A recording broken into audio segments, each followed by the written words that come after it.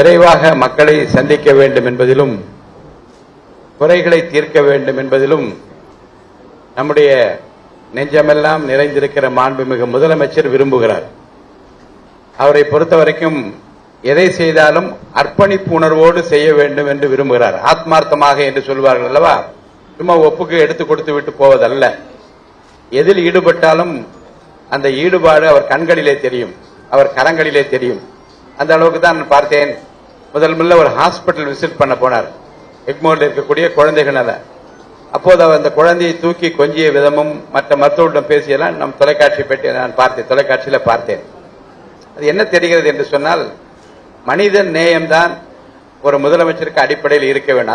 அதுவரை ஒரு மனித நேயம் மிக்க ஒரு முதலமைச்சர் இந்த தமிழ்நாடு பெற்றிருப்பதில் நாம் எல்லோரும் மகிழ்ச்சி அடைகின்றோம். இப்போ இந்த அரசாங்கம் புதிதாக பொறுப்பேற்றிருக்கிறது. அதற்கு முன்னால் பல சவால்கள் இருக்கிறது. ஏனென்றால் மக்களுடைய எதிர்பார்ப்பு நிறைய இருக்கிறது. இதற்காகத்தான் ஓட்டு போட்டோம், அதற்காகத்தான் ஓட்டு போட்டோம் என்று பல மக்களும் பல்வேறு கோரிக்கைகளை இவர் வந்தால்தான் நடக்கும் என்று நம்பிதான் வாக்களித்திருக்கிறார்கள். அதனால்தான் நான் சட்டசபையில கூர்ந்து கவனித்தேன். மாண்புமிகு முதலமைச்சர் என்ன கேட்டார், கொஞ்சம் எனக்கு அவகாசம் கொடுங்கள் என்று கேட்டார். அதுக்கு என்ன காரணம் என்றால்,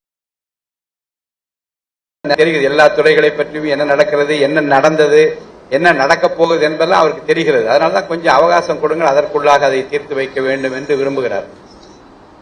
அதிலே ஒன்றுதான் இப்போது மாற்றுத்திறனாளிகள் துறை தமிழ்நாட்டில் வேகம் எடுத்திருக்கிறது என்று நான் சொல்ல வேண்டும். அதனுடைய ஒரு அடையாளம் தான் நம்முடைய மாவட்ட ஆட்சித்தலைவர் ரொம்ப ரொம்ப அக்கறையாக அவர் வளர்ந்து வந்த பாதையும் அவர் பணியாற்றிய விதமும் இந்த கலெக்டர் பதவியில் அமர்ந்திருக்கிற போது ரொம்ப தெளிவாக தெரிகிறது. இன்று அவருக்கு பிறந்த நாள். உங்கள் அனைவர் சார் பிறந்த நாள் வாழ்த்துக்களை நான் அவருக்கு தெரிவித்துக் கொள்கிறேன். நேற்று ஒரு புத்தகம் வெளியிட சென்றேன். முன்னாள் ஓய்வு பெற்ற அதிகாரி திரு ராமகிருஷ்ணன் அவருடைய புத்தகம். அவர் தன்னுடைய வாழ்க்கை குறிப்பை எழுதியிருக்கிறார். அதில் என் உள்ளத்தை தொட்டது. அவர் இறை அன்பு சார், ஜாங்கிர் ஐபிஎஸ் அதிகாரி 3 பேரும் முந்தின நாள் இரவே கிராமங்களுக்கு சென்று அங்கேயே தங்கி மக்கள் என்னென்ன பேசிக்கொள்ள, என்ன பிரச்சனை இருக்குது என்று பார்த்து, காலையில் தான் ஆய்வு கூட்டம் நடக்கிறது என்றால் முந்தின நாளே சைக்கிளில் போய் பார்த்து விட்டு நாங்கள் வருவோம். தென்னார்காடு மாவட்ட கலெக்டராக நான் இருந்தேன். அப்போது இரவு தங்கி மக்களோடு பேசி அடுத்த நாள் கூட்டத்துக்கு போய் தீர்த்து வைப்போம் என்று எழுதியிருந்தார். அப்போ மாவட்ட ஆட்சித்தலைவராக இருக்கின்றவர் எப்படி இருக்க வேண்டும் என்றால், மக்களை நாடி கலெக்டர் செல்ல வேண்டும். என்னை பார்த்து மனு கொடுங்கள் என்று சொல்வது ஒரு முறை. ஆனால் மக்களுக்கு பிரச்சனை என்று ஏற்பட்டால் ஓடோடி முன்னிற்கின்ற கலெக்டர் நமக்கு தேவை. அப்படிப்பட்ட ஒரு கலெக்டராகத்தான் சென்னை மாவட்ட ஆட்சித்தலைவரை நான் பார்க்கின்றேன். அதே போன்றுதான் நம்முடைய அன்புக்குரிய சென்னை பெருநகர மாநகராட்சியினுடைய ரீஜனல் கமிஷனர், அவர் ரொம்ப ஆர்வமாக இருக்கின்றவர். என்ன சொன்னார் என்றால், இன்னும் எத்தனை இடங்களில் இந்த சென்டர்ஸ் துவக்க வேண்டுமோ அதை உடனடியாக செய்வதற்குரிய ஏற்பாடுகளை செய்து கொண்டிருக்கிறேன் என்று சொன்னார். This is what we want. அரசு என்ன நினைக்கிறதோ, என்ன உரிமையை இந்த மாற்றுத்திறனாளிகளுக்கு வழங்க வேண்டுமோ அந்த உரிமையை உடனடியாக வழங்குவதுதான் நம்முடைய நோக்கமாக இருக்க வேண்டும். காலதாமதம் சொல்வதும் கிடப்பிலே போடுவதும் இருந்த நிலைமை மாற வேண்டும். அதுக்காக தான் நம்முடைய முதலமைச்சர் வந்தவுடனே ஒரு சவுக்கு எடுத்து சொல்வது போல சொல்லிவிட்டார்.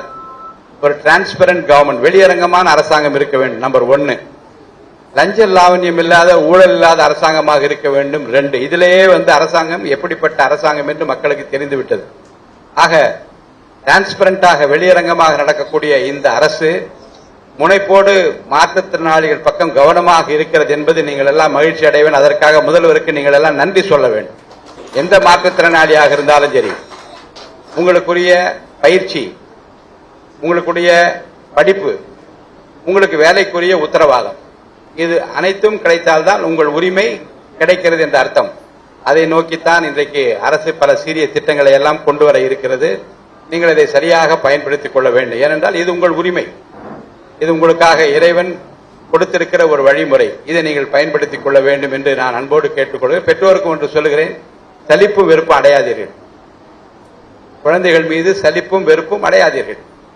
நீங்கள் அவர்கள் இறைவன் மற்றவர்களைப் போல கொடுத்திருக்கிற வரம் என்று எண்ணுங்கள். இவர்கள் மூலமாக மற்றவர்களை காட்டிலும் மிகப்பெரிய நன்மை உங்களுக்கு காத்திருக்கிறது, கை கொடுப்பதற்கு இந்த அரசாங்கம் காத்திருக்கிறது, பயன்படுத்திக் கொள்ளுங்கள் என்று கூறி இந்த நிகழ்ச்சியை சிறப்பாக ஏற்பாடு செய்திருக்கிற நம்முடைய மாவட்ட நிர்வாகத்தில் இருக்கிற மாற்றுத்திறனாளி துறையை சார்ந்த அனைவருக்கும் உறுதுணையாக இருக்கக்கூடிய தொண்டு நிறுவனங்கள் 2 தொண்டு நிறுவனங்கள் இதை எடுத்து செய்து கொண்டிருக்கின்றார்கள். அவர்களுக்கும் என்னுடைய நல்வாழ்த்துக்களை நான் தெரிவித்து இந்த வாய்ப்பிற்கு வணங்கி விடைபெற்றுக் கொள்கின்றேன். நன்றி, வணக்கம்.